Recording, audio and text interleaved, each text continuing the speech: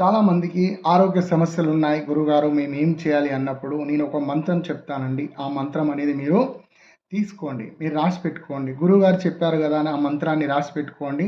తర్వాత మీరేం చేయాలంటే శివాలయం వెళ్ళినప్పుడు మీరు పాలు పోస్తున్నప్పుడు గావచ్చు, పంచామృతాలు పోస్తున్నప్పుడు గావచ్చు, మీరు ఏదన్నా శివునికి సమర్పిస్తున్నప్పుడు మీరు ఈ మంత్రం అనేది మీరు చదువుకోండి.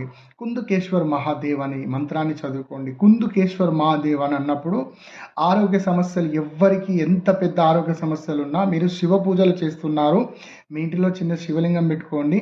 శివలింగం లేని ఇళ్ళల్లో మనం వాటర్ కూడా పుచ్చుకోవద్దు. కానీ శివలింగం లేని ఇల్లు శవంతో సమానం అని మన పురాణ గ్రంథాలు చెప్తున్నాయి.